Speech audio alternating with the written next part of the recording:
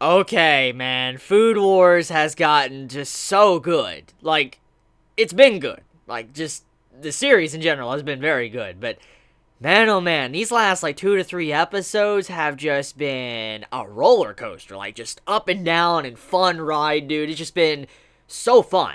Because seeing this type of plot pop up to where there's actual danger now. It's not like a typical, oh, you're gonna get expelled if you don't do so-and-so. It's not as simple as that, especially when it comes to this arc. It's very big stakes. Like, what's going on right now is very dire. It affects everyone. Not just, let's say, our main characters. It affects everyone in the school, and it's making this arc just so fascinating. Oh, man. I'm not even joking, okay? I'm legit not even joking.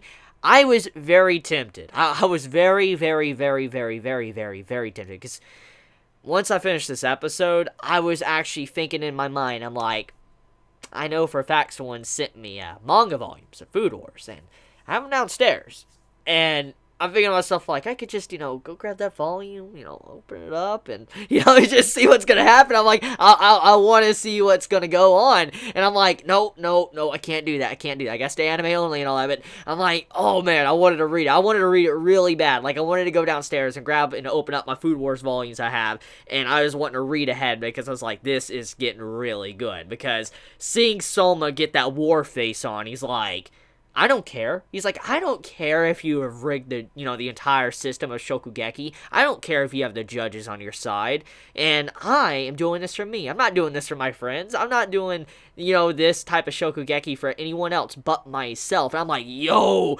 things are getting serious. It's all just like this episode. Straight fire. It is straight, utter fire. That's how good it is. So, let's talk about one of the big things about this episode that got my attention, besides, the Shokugeki being lost, the message of it. The curriculum.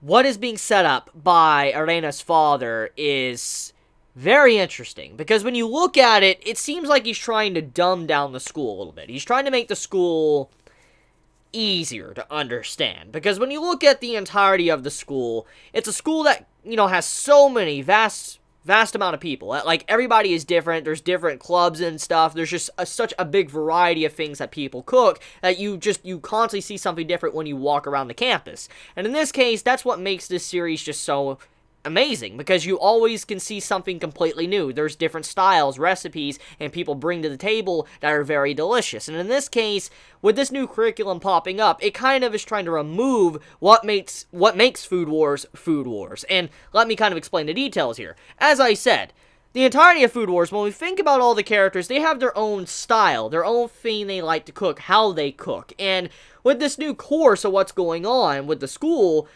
it's making it to where nobody can be original. Central, this new organization that's being formed, they get to dictate what is gourmet food and what is not. For instance, the Elite 10, okay? They're a part of Central.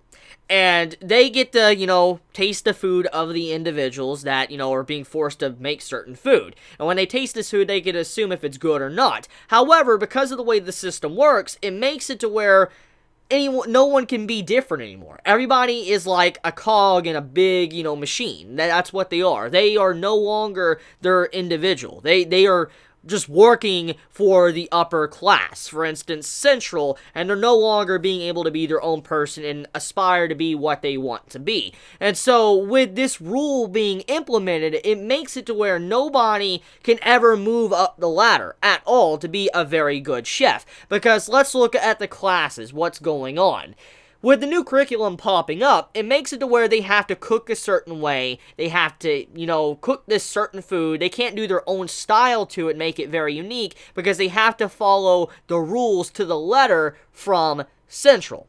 So what is actually going on here is very similar to how schools are, actually. It's very interesting. I wonder if the writer of Food Wars was actually trying to make it that similar, trying to put that, point there, letting us see the symbolism of how schools actually operate, at the very least how United States operates, because, since I live in the United States, and obviously I went, through school, finished high school and all of that, basically, schools operate like that. Certain teachers, when you go into class, certain teachers, like math teachers, they want you to do math a certain way, or English teachers want you to do something a certain way. And when you look at something like this, that's exactly what's going on. Central wants you to do something a certain way. Even if your way is also correct, you can do it that way. They want it their way, or it's the highway. You get out of here, or you fail completely, and that's what's happening. And so I feel like there's some form of message there showing that how schools are operated, at the very least in America, are not necessarily correct, because it doesn't allow the individual to necessarily shine. It just makes it to where you have to follow the rules of the teacher, and even if you have your own way of doing things that are very correct and maybe even more efficient, they don't want you to do that because they want it their way. So yeah, I noticed that. There is definitely something going on there when it comes to that message. And because of the way the system works, it makes it where no one can necessarily shine whatsoever. The only way you can shine is if you were already a part of the system to begin with. If you weren't a part of the system, for instance, Central, then you're never going to work up at all. So that's cool. I like the style of this arc, and I like the message it's trying to convey to the audience. So, leaving that aside for now, let's talk about the Shokugeki. Now, for a long time now, since the very beginning of the series of Food Wars, we have all known that the Shokugeki is a very big thing, a part of this series. It is something that where two individuals can compete with their cooking skills to get what they want. And you can basically compete for anything, land, the right to be expelled or not expelled, to, changing over a grade or something. Anything can basically be changed thanks to a Shokugeki. And in this case, a Shokugeki popping up is exactly what should happen. It's the only thing that you could really do to counter what is happening right now. However, I think his name is, how to pronounce it, Azon? Aizen? Now, I know it's not Aizen. It's like Azon or something like that. Azon. I don't know how to properly pronounce it. But basically, he manipulates the Shokugeki to where the judges are on his side. So they don't even taste the food. They won't even taste the other person's food. So it completely destroys the whole entire message of a Shokugeki.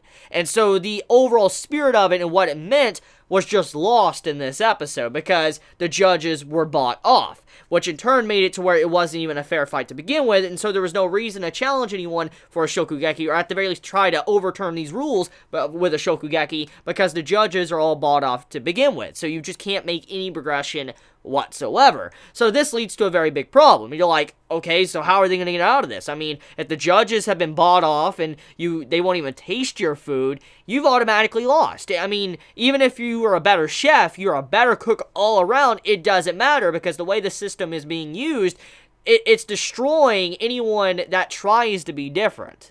So I find that very unique and different as well, and interesting from this series, because it's also another message when it goes to real life. So, besides that, let's also talk about how Soma didn't care.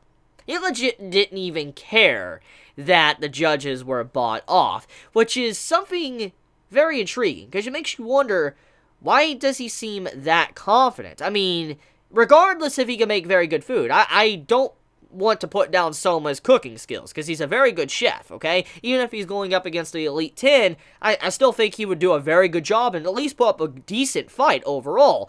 And I don't think he necessarily has anything to worry about when it comes to his cooking skills. The big concern is the judges. And so it makes me wonder, why does he seem so confident? Is it because he has a trick up his sleeve to where he's going to force the judges to eat it? Or is there going to be a judge that is willing to eat the food, or is he going to also buy off the judges as well? Is something like that going to happen? So here is my theory. Now, like I said, I haven't read ahead, but I'm just theory crafting right now. I'm just assuming that Rendo being there at the end of the episode, looking at, Azon and also Soma, I'm going to assume that she's going to be a judge. That's what I'm assuming. I'm assuming she's going to be a judge, and she's going to be the neutral party here and taste the food. And so in this case, it makes it to where it's not completely against Soma. Since Rendo's there, and she's one of those type of people that seems to just want to cause chaos for the sake of chaos for both sides, I could see her definitely being a judge just to throw anyone under the bus just to have a good time. And also, we know for a fact she likes to taste food. Look at the previous arc. She was going around everywhere just eating food constantly. So even if she isn't a judge, she'll probably eat the food regardless. She'll want to taste Soma's food. She doesn't want someone just to cook and then nobody taste it. So she might even taste it even if she isn't a judge, which in turn could possibly get the judges to want to eat it, which could win them over. Something like that could possibly happen. So that's about it. Overall, this week's episode of Shokugeki no Soma was amazing. The series has gotten very good. The story is kicking it up. And I just can't wait to see where it's going to go. So how do you feel about Arena and how she actually seemed very worried for Soma? It's very different compared to what we're normally used to when it comes to her character, because she's the type of person that always is like, you need to get expelled, you need to get expelled, you need to get expelled. Like she's trying to, get Soma out of there. And just seeing how she was acting in this episode, how she seemed actually legitimately worried for Soma, it's very different from what we're used to. So I'm really liking her in this arc. I'm really liking how she's, kind of warming up to Soma and being a little bit nicer to him, or at least worrying about him. So let me know your thoughts in the comments below. If you enjoy my content, obviously, please subscribe. And if you like this video, please leave a like. And if you don't like this video, well, leave a dislike. I don't judge you for it, won't fault you for it, won't put you down for it, because everybody has an opinion. So I love you guys. Please be safe. Chibi out.